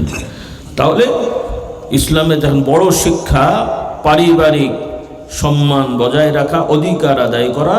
তাহলে স্বামী স্ত্রীর দিকে যদি খেয়াল করেন, প্রত্যেক স্বামী যে আমার স্ত্রী যেন কষ্ট না পায়, স্ত্রী যদি স্বামীর দিকে খেয়াল করে যেন কষ্ট না পায়, তাহলে সেই বাড়ি থেকে আর হুজুরের পানি পড়া লাগে?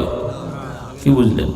ইনকাম কম হলে আমাদের হবে যে আপনারা পানি পড়া নিয়ে হাদিয়া দেবেন না, কিন্তু বাড়িতে তো শান্তি থাকবে না। কি বলেন? হ্যাঁ, আল্লাহ আমাদেরকে বোঝার তৌফিক দান করো। কিন্তু বহু পরিবারে অশান্তি, স্বামী হক আদায় করে না, স্ত্রীও বেয়াদবি করে। আমি ভাই বোনদের বলি, এই ব্যাপারে সচেতন হও। এরপরে ওয়ারিসদেরকে ঠকানো আছে না নাই? অনেক পরিবারে ওয়ারিসদেরকে সঠিকভাবে হক দেওয়া হয় না। যেই ভাই একটু দাপট আছে, অন্য দুর্বল ভাইকে কি সাইজ করে কিনা?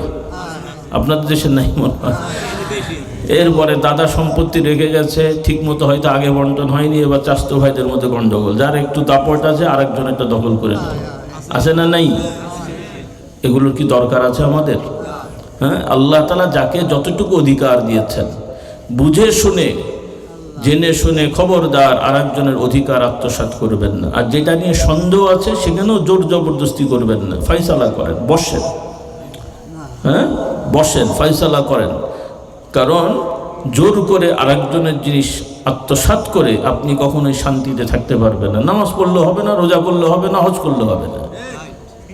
নামাজ রোজা আলাদা ইবাদত, ওটা আপনার দায়িত্ব করতে হবে। কিন্তু আপনি যদি মনে করেন আরেকজনের জমি দখল করে আমি নামাজ পড়বো, আল্লাহ মাফ করে দেবে, ভুল কথা। আরেকজনের টাকা আত্মসাৎ করে হজে যেয়ে বসে থাকবো, এটা ভুল কথা। নামাজ এক জিনিস, ইবাদত এক জিনিস, প্রত্যেকটা ইবাদতের আলাদা আলাদা বৈশিষ্ট্য আছে। অধিকার আদায় করা এটা আলাদা ফরজ, এটা একটার দ্বারা আরেকটা হয় না। কেউ যদি বেশি নামাজ পড়ে রোজা না রাখে তার মানে কি আদায় হবে না? বেশি রোজা করে নামাজ না পড়লে আদায় হবে? কেউ যদি বলে যে আমি 5 ওয়াক্ত নামাজ অত পড়বো না কিন্তু 3 মাস রোজা রাখবো, কি হবে? তো নামাজের অখাদায় হবে। কেউ বেশি নামাজ পড়ে যদি বলে আমি রোজা রাখবো না, তাই হবে? তাহলে প্রত্যেক ইবাদত। এখন অশান্তিগুলো আমরা মনে করছি শুধু টুপি জুব্বা মসজিদে গেলেই পার পেয়ে যাবো, এগুলো তো লাগবেই। কিন্তু আমাদের পারিবারিকভাবে সামাজিকভাবে বহু অপরাধে আমরা লিপ্ত। সামাজিক বহু দায়িত্বশীলরা বিচার সালিশ করতে গেলে তারা অবিচার করে। সমাজে আছে না নাই? হ্যাঁ, অথচ দেখবেন মুখে দাঁড়িয়ে আছে কেউ কেউ, সবাই না। মানে আমার আফসোস লাগে যে অন্যরা তো অন্যায় করে করে, অনেক লোক টুপিওয়ালা দাড়িওয়ালা মসজিদে যায়, এই রকম লোকেরাও বিচার করতে গেলে অবিচার করে। তো আমাদের প্রশ্ন হলো যে উনি যদি আল্লাহকে ভয় করেই দাঁড়িয়ে রেখে থাকেন, উনি যদি আল্লাহকে ভয় করেই মসজিদে যেয়ে থাকেন, উনি যদি আল্লাহর সন্তুষ্টির জন্যই টুপি পরে থাকেন, তাহলে কাজ কেন করবেন তিনি? তাই নয় কি? সেজন্যে আমার ভাই বোনদের বলি, ইসলামকে বোঝার চেষ্টা করেন। কঠিন না, বিচার তো করতে হবে, বিচারককে বিচার করতে হবে। আচ্ছা, ন্যায় বিচারের করলে ওনার সম্মান কম হবে আর অবিচার করলে সম্মান বেশি হবে নাকি? হ্যাঁ, কি বলেন? কিন্তু আফসোস, শয়তান দেখেন তাকে ওয়াসওয়াসা দিয়ে তাকে খারাপ বিচার করা, মানে অবিচার করাচ্ছে। আজকে দেশের এই অবস্থা কেন? ভালো মানুষ তো আছে, ভালো বিচারক আছে, ভালো লয়ার আছে, কিন্তু বিচারকদের মধ্যে, লয়ারদের মধ্যে কিছু অংশ আছে যারা অন্যায়ভাবে মানুষের থেকে টাকা নিয়ে, সুযোগ নিয়ে, যে অন্যায় করেনি তাকে অপরাধী বানিয়ে দিচ্ছে, যে অন্যায় করেছে তাকে বেকসুর খালাস দিয়ে দিচ্ছে। হচ্ছে না এগুলো? তাহলে এগুলো কি হচ্ছে? তারাও কিনা মুসলমানের সন্তান।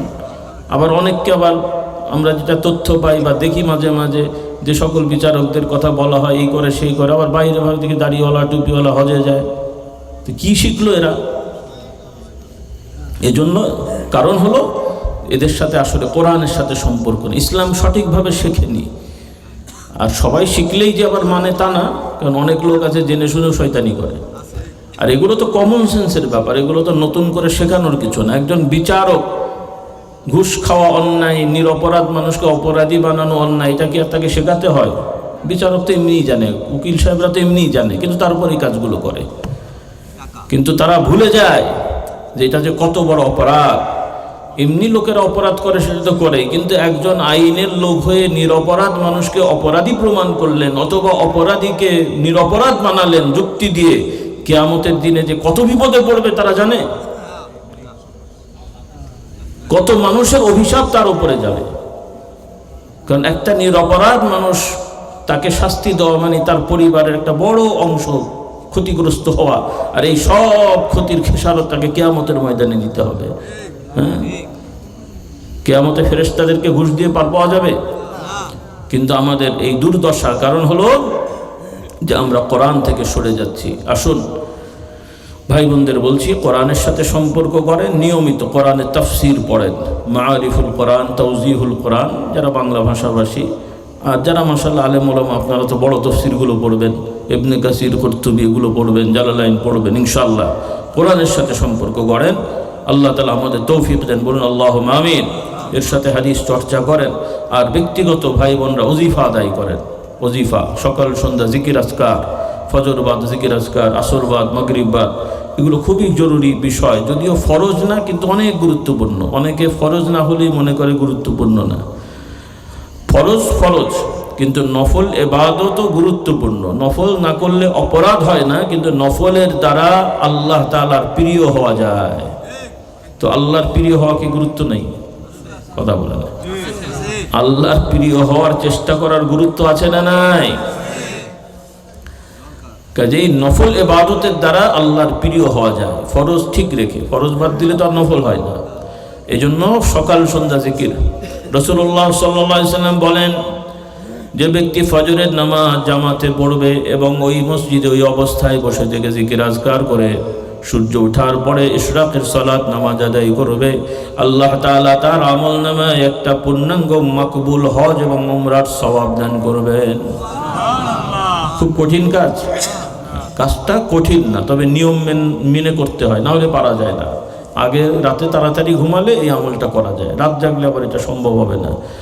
তো আপনারা মাশাআল্লাহ সুযোগ আছে, মোটামুটি নিরিবিলি পরিবেশে আপনারা বসবাস করেন। কিছু শহরের লোকের জীবন অনেক যান্ত্রিক, ঘুম ঠিক মতো নেই, খাওয়া ঠিক মতো নেই, শুধু টাকা আর উপার্জন নিয়ে ব্যস্ত। তো আসলে এভাবে আমাদের জীবন হওয়া উচিত না। টাকা পয়সা লাগবে, রোজগার লাগবে, দায়িত্ব পালন করতে হবে, কিন্তু প্রয়োজনীয় ঘুম, প্রয়োজনীয় খাওয়া, এটাও ইসলামের হুকুম। রাসূলুল্লাহ সাল্লাল্লাহু আলাইহি ওয়াসাল্লাম যুদ্ধ করেছেন, জিহাদ করেছেন, কিন্তু অকারণে রাত জাগেননি, খাবার থাকতে না খেয়ে থাকেননি, প্রয়োজনীয় সুন্দর খাবার খেয়েছেন, বলি আলহামদুলিল্লাহ। এইগুলো আমাদের খেয়াল রাখা উচিত, এগুলো ইসলামের শিক্ষা। কারণ ইবাদত করতে হলে শক্তি লাগে। এই জন্য আল্লাহর বিধান কি? রমজানে রোজা রাখতে হয়, খেয়ে না খেয়ে, হ্যাঁ, মানে সারাদিন না খেয়ে থাকেন, কিন্তু শুরুটা কি? প্রস্তুতি নিতে হয় না? সারাদিন একটা সময় না খাবেন না, কিন্তু তার জন্য যাতে কষ্ট না হয় প্রস্তুতি স্বরূপ সেহরি খেয়ে নিতে হয়। বলুন সুবহানাল্লাহ। তো এইভাবে সব নিয়ম। যাক, অনেক কথা হয়ে যাচ্ছে, আপনাদের কষ্ট হলো, যেহেতু আমি অনেক দূর থেকে এসেছি, অনেক সময় ব্যয় করে একটু সময় বেশি নিলাম। রাগ করলেন? আমি কিন্তু দেরি করি না, আপনারাই টাইম আমাকে দেরি করে দিয়েছেন। আপনারা মনে করেন না হুজুর দেরি করে উঠলো, আমাদের কষ্ট দিয়ে বসিয়ে রাখলো। আর এমনি 12টা 1টা বাজে ওয়াজ মাহফিল। যাই হোক, তো আপনাদের অনুরোধ জিকির আজকার করবেন, মহিলারাও করবেন বাড়িতে। এরপরে মাগরিব বা জিকির আজকার করবেন, নফল নামাজ আওয়াবিন এগুলো পড়বেন। তো যাই হোক, আমি দোয়া করে যাই। আর কিতাবাদিগুলো আমার সাথে কিছু থাকে, দোয়ার পরে রাস্তার পাশে গাড়িতে আমার বই পুস্তক পাবেন। ইমান আকিদা শিক্ষা, ইসলামী আকিদা শিক্ষা, ওজিফা নামাজ শিক্ষা, পর্দা শিক্ষা, গোনা মাপের আমল সহ বিভিন্ন কিতাবাদি আছে, আপনারা এগুলো সংগ্রহ করবেন। আল্লাহ তাআলা আমাদের সবাইকে কবুল করুন, বলুন আল্লাহুম্মা আমিন। এখানে একটা প্রশ্ন এসছে, আমি আসলে এগুলো সরাসরি বলতে আগ্রহী, এখন দিলে তো হবে না, আগে দেওয়া উচিত ছিল। ও আচ্ছা, না আর কি, ঠিক আছে, পড়ে নিই। রমজানা পরিবারের দোয়া পড়তে হাফেজ।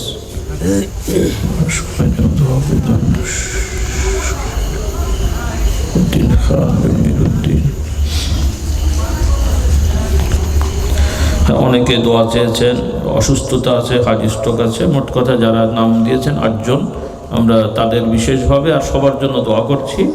আর একজন একটি সংগঠনের কথা বলেছেন, তো মূলনীতি হবে আমাদের দল সংগঠন তো অনেক আছে, সেগুলো আলাদা আলাদা করে ভালো মন্দ বলাটা অনেক সময়ের ব্যাপার, আর এটা জটিল বিষয়।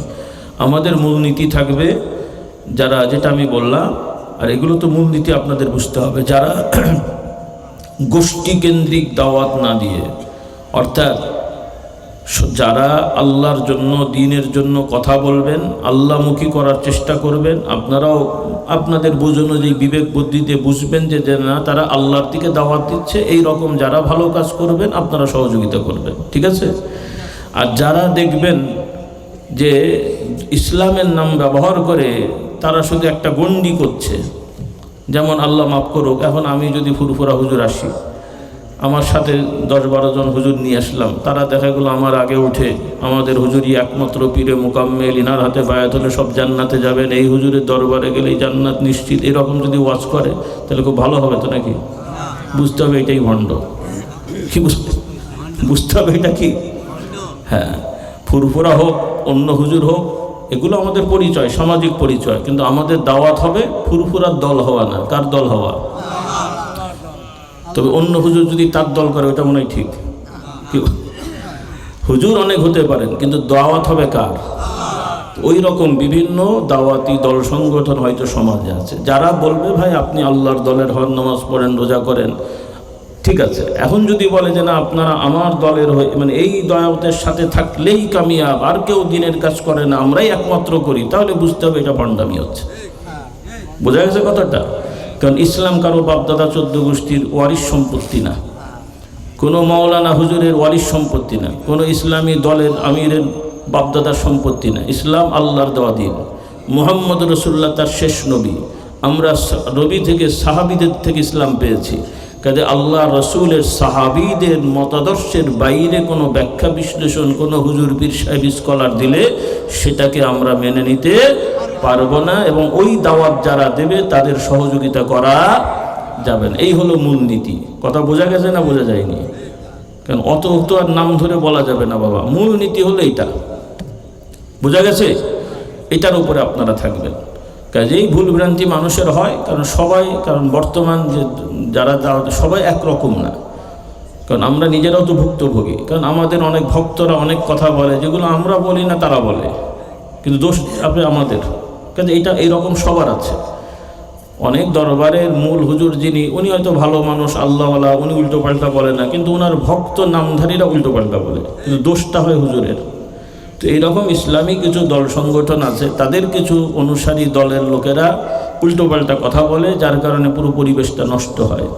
সেজন্য আপনাদেরকে শুধু গণহারে দল বলা ঠিক হবে না, আপনারা ব্যক্তি গোষ্ঠী খেয়াল রাখবেন যে কারা কিভাবে বলে, ঠিক আছে? আর সামাজিকভাবে দ্বন্দ্ব ফাসাদ ঝগড়ার দিকে যাবেন না, সব সময় মীমাংসার দিকে থাকবেন, পর্যালোচনার দিকে থাকবেন, আলোচনায় থাকবেন। কারণে অকারণে লাঠিসুটা বের করে নিলেন, গালাগালি শুরু করে দিলেন, পক্ষ বিপক্ষে মানে পাল্টাপাল্টি কর্মসূচি দিলেন, এগুলো আমাদের জন্য খুবই ক্ষতিকর।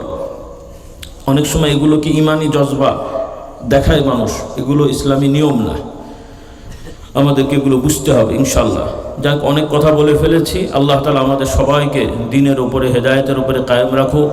যারা হকপন্থী, কোরআন সুন্নাহর অনুসারী, সাহাবাদের অনুসারী, আল্লাহ তাআলা সেই পথের অনুসারী হওয়ার তৌফিক দান করুন।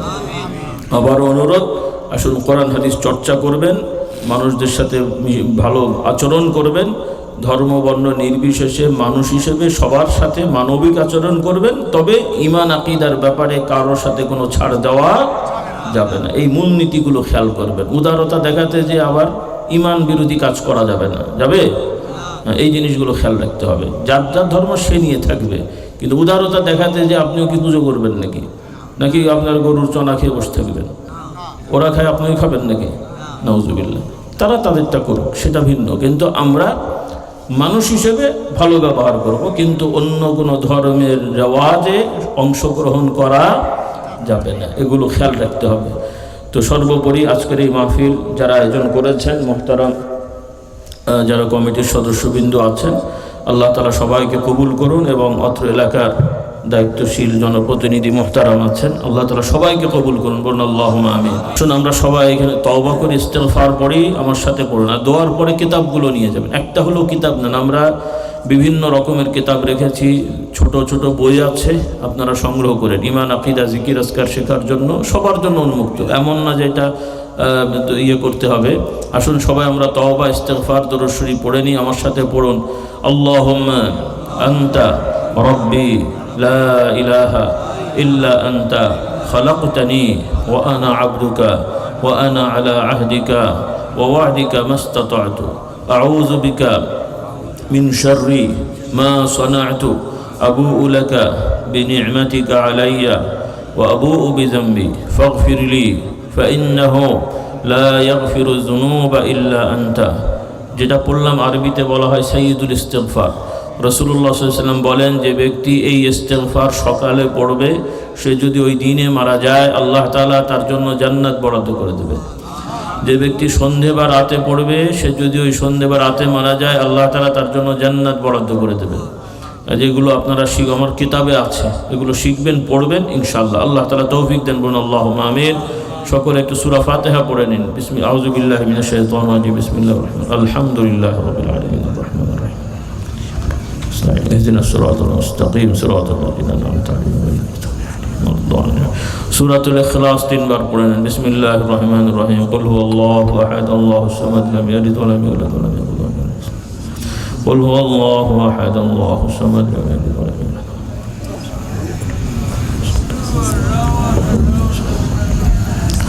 درود شريف পড়েন اللهم صل على سيدنا ومولانا محمد النبي الأمي وآله وأصحابه وبارك وسلم اللهم صل على سيدنا ومولانا محمد النبي الأمي وآله وأصحابه وبارك وسلم درود شريف পড়েন اللهم صل على